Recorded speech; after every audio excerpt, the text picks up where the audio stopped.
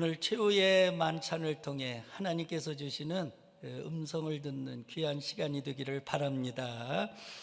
성경에 보면 예수님께서 공생애 활동하시면서요, 식사 자리에 많이 참석하셨고 특별히 만찬도 많이 베푸셨어요. 여러분들 생각나는 만찬 또 식사 자리 뭐가 생각나세요? 오병이어의 기적도 함께 음식을 나누신 거죠. 엠마오로 내려가는 두 제자, 마지막에 주님께서 음식을 나누셨어요. 자, 바리새인들이 예수님 막 비난했죠. 세리와 죄인의 친구라. 왜 그랬죠? 예수님께서요, 세리와 죄인 집에도 막 찾아가셔서 그들과 식사를 나누는 거예요. 근데 유대인들은 율법적으로 그들을 사람, 공동체 멤버, 울타리 밖으로 내쫓았죠. 그러니까 그런 사람들하고는 음식 절대로 안 먹었어요. 근데 예수님은 그런 격 다 무너뜨리신 거죠. 그러니까 세리와 죄인의 친구라고 예수님 비난했죠, 바리새인들이. 자, 디베랴 바닷가 시리에 빠져 있는 제자들, 밤새 고기 잡는데 아침 얼마나 그 배가 허기졌겠어요. 예수님께서 그걸 아시고 생선 숯불에 구우시고 떡을 또 구우시고, 저는 그 장면 읽을 때마다 그거 한 번만 먹어봤으면. 그래서 제자들에게 조반을 먹여주셨어요. 우리가 주님 재림하면 주님께서 우리를 공중으로 끌어올리시고 공중 만찬에 참여하는 주인공으로 우리를 택하실 줄로 믿습니다. 그런데 만찬 가운데 최고의 만찬, 누가 뭐라 그래도 최후의 만찬이죠. 여러분, 그런데 예수님께서 음식을 나누고 만찬을 베푸실 때 반드시 의미가 있었어요. 한마디로 말하면 하나님 나라의 원리, 하나님 나라의 가치를 그 음식 자리를 통해, 만찬을 통해 우리들에게 깨우쳐 주신 거예요. 그러므로 여러분, 우리가 최후의 만찬을 통해서 하나님 나라의 비밀을 오늘 깨닫는 시간이 되기를 바랍니다. 최후의 만찬은 초대교회로 이어졌죠. 그래서 떡을 떼며 코이노니아, 그리고 주님의 몸과 그 다음에 피를 마시는 성만찬으로 그렇게 이어졌고요. 그거는 오늘날까지 우리들에게도 계승되어져 오는 줄로 압니다. 자, 중요한 건 뭐예요? 우리 주님께서 일을 행할 때마다 나를 기억하라. 그러니까 성만찬을 하거나 우리가 사랑의 코이노니아 교제를 나눌 때 제일 중요한 거는요, 주님을 생각해야 돼요. 여러분, 주님이 계신 코이노니아, 주님이 계신 성만찬, 그래서 주님을 기쁘시게 하는 우리 교회가 되기를 바랍니다. 자, 그러면 최후의 만찬을 통해서 두 가지 하나님 나라 가치에 대해서 살펴보도록 하겠어요. 첫 번째입니다. 여러분, 최후의 만찬은 바로 하나님 나라가 섬김이라고 하는 사실을 우리에게 깨우쳐 주고 있습니다. 예수님께서 이제 오늘 말씀하시잖아요. 내가 고난받기 전에 너희와 함께 유월절 먹기를 원하노라. 그러니까 유월절 만찬을 함께 제자들과 나누시겠대요. 근데 그걸 하려면 준비해야 되잖아요. 근데 그 준비를 누구에게 시키냐? 베드로와 요한에게 시켰어요. 베드로가 누구예요? 예수님 제자 가운데 최고령자, 연장자, 수제자, 우두머리죠. 요한 가문 대단했죠. 대제사장 가문이고, 그 다음에 아버지가 큰 배를 가지고 갈릴리에서 고기잡이를 하는데, 그런데 낚싯배하고는 달라요. 그 고기만이 예루살렘 성전에 들어갈 수 있었어요. 그러니까 제사장들의 백이 아니면 독점 공급 못 하거든요. 그러니까 요한의 집안이, 그리고 요한의 가문이 얼마나 그때 당시 훌륭했나 알 수 있는 거죠. 그런 집안의 아들이에요. 그리고 요한은 예수님 사랑을 제일 많이 받았던, 그래서 예수님 막 무릎에 그냥 마음 놓고 막 들어 누울 수 있었던 자가 요한이죠. 그런 베드로와 요한에게 6월절 만찬 준비를 하라 시켰어요. 자, 무슨 일을 했을까요? 장 보는 거, 음식 만들려면 또 가다듬어야 되고, 또 음식 만들어야 되고, 식탁 준비해야 되고. 근데 몇 인분이냐? 12제자 플러스 예수님 13명의 몫을 준비해야 돼요. 그러니까 적은 거 아니죠. 여러분들 집에 13명 손님 오셔서 음식 준비해야 된다 생각해 보세요. 적은 일 아니겠죠. 자, 그런데 그때 당시에 이런 일들은 누구에게 시켰느냐? 종이나, 종이 없으면 여인들에게 시켰어요. 그러니까 아주 하찮은 일이라고 본 거예요. 근데 베드로와 요한, 제자 중에 대단한 제자들이거든요. 예수님, 하필이면 왜 나요? 아마 이럴 수 있었을 거예요. 근데 최후의 만찬이요, 마테마가, 누가, 요한 사복음서에 다 나오거든요. 근데 어디를 읽어봐도요, 베드로와 요한이 이제기했다, 또 왜 나냐고 반문했다, 뭐 그런 거 하나도 없어요. 예, 여러분 생각을 해보세요. 하찮은 일, 종이나 또 여인들이 해야 되는 그 일을 자기네들에게 시켰다고 그럴 때 그 마음을 우리는 좀 헤아려 봐야 되는 거죠. 그럼에도 불구하고 그들이 기쁨으로 그것을 준비했다.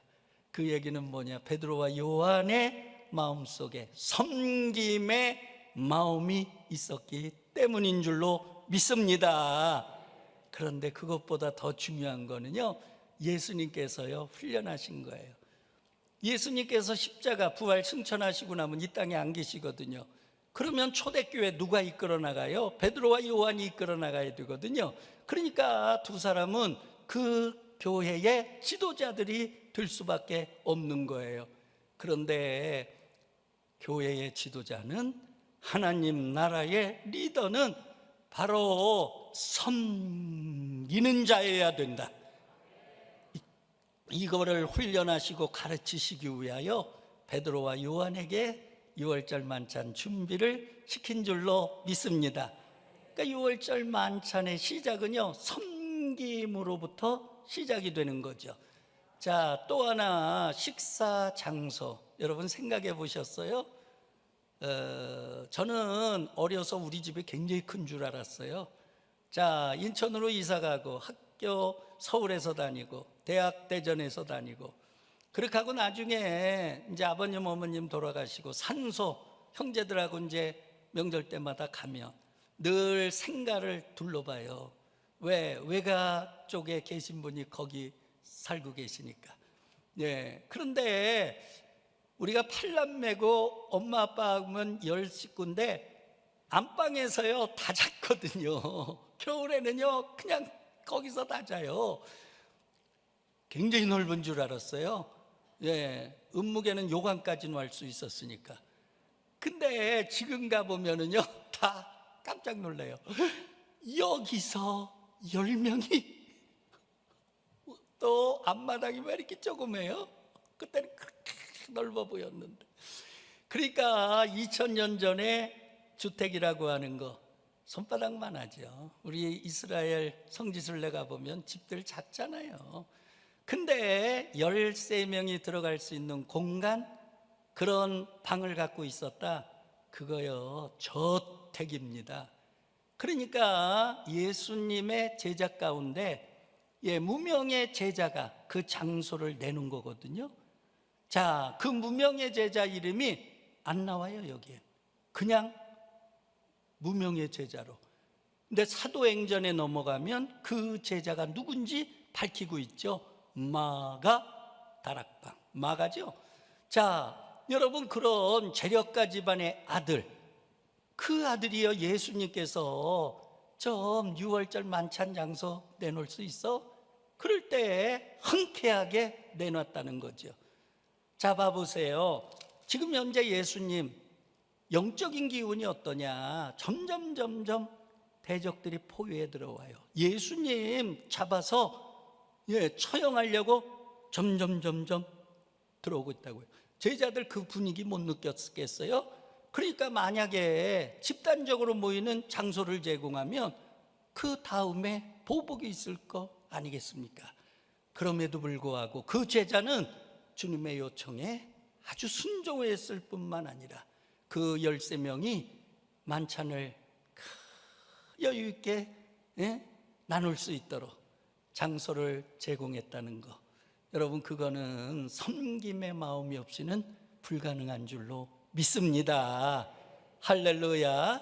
그런 큰 일을 했음에도 불구하고 자신의 이름 드러내지 않아요. 성경이 그의 이름을 그렇게 빛내고 있지 않아요. 그건 뭐냐? 우리의 섬김은 이름 없이 빛도 없이. 여러분, 하나님 나라의 섬김은요, 자랑하려고 하는 게 아니죠. 드러내려고 하는 게 아니죠. 보상받으려는 게 아니죠. 주님 사랑 때문인 거죠. 여러분, 우리 교회에서 우리가 섬길 때 그런 아름다운 섬김이 있기를 바랍니다. 그래서 주님의 사랑, 주님의 영광만이 가득한 우리 하늘 가족이 되기를 주의 이름으로 축원합니다. 이제 성경을 읽을 때 우리가 두 가지로 읽어야 돼. 글씨로 읽어서 글씨에 새겨져 있는 하나님의 뜻을 발견하고요. 또 하나는 행간과 행간, 그리고 줄과 줄 사이에 숨겨져 있는 또 하나님의 말씀, 그거에서 또 우리가 교훈을 얻어야 돼요. 그러니까 성경을 읽을 때 이제 오늘 설교 같은 경우에는 행간과 행간에 숨어 있는 그런 것들을 끄집어낸 거거든요. 근데 그런 게 더 큰 의미를 줄 때가 있어요. 그래서 카를 바르트라고 하는 신학자가 뭐라고 얘기했느냐? The word of God wait for us in the Bible. 그 밑에 건 아시죠? 다 같이 한번 읽어봐요. 하나님의 말씀이 성경 안에서 우리를 기다린다. 여러분, 우리가 성경을 읽으면 읽어나갈수록 하나님께서 우리에게 말씀하신다는 거예요. 그러니까 여러분, 성경 통독하시기를 바라고요. 성신도 성경연구원 과정에서 성경 공부하시기를 바랍니다. 읽을 때에 하나님께서 우리에게 말씀하신다는 거예요. 그래서 성경을 읽으면서 정말 숨겨져 있는 하나님의 보석들을 캐내시는, 진주를 캐내시는 그런 주인공들 되시기를 소망합니다. 근데 제자라고 다 그런 제자만 있는 게 아니에요. 6월절 만찬, 섬김을 가리키는 그런 자리인데 제자 가운데 다툼이 일어났어요. 누가 크냐? 다툼이 일어난 거예요. 그 예수님 너무 어이가 없는 거예요. 여러분, 어이없는 얘기 들으면 실제 반응을 안 하잖아요. 못 들은 척 하잖아요. 예수님의 반응이 딱 그거예요. 그리고 그냥 나가셔요. 그리고 뭐를 하시느냐? 대야에 물을 떠다가 제자의 발을 씻겨주셨어요. 여러분, 그러면서 주님이 말씀하세요. 요한복음 13장 14절이에요. 다 같이 한번 읽어보도록 하죠. 스승인 내가 너희의 발을 씻겨주었으니 너희도 서로 발을 씻어 주어라. 여러분, 그때 당시에 발 씻겨주는 일 하인들이 했거든요. 근데 지금 현재 스승인 하나님의 아들인 예수님께서 거꾸로 제자의 발을 씻겨 주셨던 거예요. 그러면서 이어서 말씀하시죠. 15절 말씀 다 같이요. 너희도 행하게 하려고 본을 보였노라. 내가 너희의 발을 씻기는 거, 이거는 내가 본을 보이는 거야. 너희들도 이렇게 하라고. 그러니까 교회는요, 섬김의 나라인 줄로 믿습니다. 하나님의 나라도 섬김의 나라인 줄로 믿습니다. 우리가 주변을 섬길 때, 정말 나보다 약한 자들을 섬길 때, 여러분, 하나님의 나라가 그곳에 임하는 줄로 믿습니다. 뜻이 하늘에서 이루어진 것 같이 땅에서도 이루어지리라. 어느 곳에 이루어지느냐? 섬기는 곳에. 그러므로 또 새로운 지도자가 뽑혔는데 저는요 섬기는 지도자가 되기를 바라요. 그리고 모두를 끌어안는 통합의 지도자가 되기를 바라요. 예, 여러분, 그러므로 교회는요 섬김의 지도자, 그가 1등이에요. 자, 두 번째입니다. 유월절 만찬, 하나님 나라 어떤 가치를 우리에게 말씀해 주는가? 사랑인 줄로 믿습니다. 여러분, 유월절의 유래 아시죠? 출애굽기에서 유래한 거 아니에요? 바로가 압제에 신음하는 그 합비루들, 하나님의 백성들 내놓으라고, 해방시키라고, 그래도 끝까지 안 시켜요. 예, 그러니까 하나님께서 그래? 그러면 마지막 단판하자. 그래가지고 죽음의 재앙 보냈거든요. 자, 죽음의 재앙에서 이스라엘 백성들 죽으면 안 되잖아요. 그러니까 하나님께서 모세에게 방법을 가르쳐 주죠. 어린 양을 잡아서 그 피를 문설주 임방에 발라라. 그리고 이스라엘 백성들이요 얼마나 양을 귀하게 여겨요. 목축원 민족이니까 자기 생명 같은 거거든요. 그런데 눈물을 흘리면서 양을 잡아서 그 피를 문설주의 임방에 바른 거예요. 그랬더니 밤에 죽음의 영이 막 돌아오는데 문설주에 양의 피를 발라진 집을 들어가려다가 못 들어가고 오바. 그래서 패스오바, 유월절, 이걸 기념하는 게 유월절. 유월절을 패스오바라고 그러는 거예요. 죽음의 영이 뛰어 넘어간다는 거예요. 여러분들, 우리의 삶 가운데 유월절에 은총이 있기를 바랍니다. 저주도 뛰어넘어가시고 재앙도 뛰어넘어가시고 죽음도 뛰어넘어가는 그런 축복이 있기를 바랍니다. 그런데 예수님을 가리켜서 유월절 어린 양이라고 그러지 않아요? 이스라엘 백성들 구하려고 양이 희생한 거죠. 그런 것처럼 우리 인류의 죄를 대신해서 십자가의 죽으심으로, 그분의 보혈의 피로 말미암아 우리가 생명을 얻은 줄로 믿습니다. 그러니까 유월절이라고 하는 건 바로 하나님 사랑의 극치예요. 여러분, 예수님 사랑의 극치예요. 자, 그런데 여기서 또 두 가지 살펴봐야 돼요. 여러분, 만찬을 베푼 대상이 누구냐? 12제자였죠. 근데 성경을 읽어보면은요, 예수님께서 이미 다 아셨어요. 제자들이 앞으로 어떻게 할 건지 아주 꿰뚫어보고 아셨어요. 그러니까 유월절 만찬하다가 가룟 유다에게 네가 할 일 해라, 속히 가서 해라, 뭐 그럴 정도로 그 속을 봤잖아요. 자, 여러분, 가룟 유다 한번 생각해 보자고요. 은 30에 예수님 팔아제킬 배신자라고요. 자, 베드로요, 여종 앞에서 예수님 모른다고 딱 잡아뜯던 베드로. 예, 나머지 제자들이요, 그럼 온전해요? 그렇지 않아요. 나머지 제자들도 다 도망가는 제자들. 그럼에도 불구하고 예수님께서는 그런 제자인 줄도 알면서도 그들에게 사랑의 만찬을 베푸신 거예요. 할렐루야.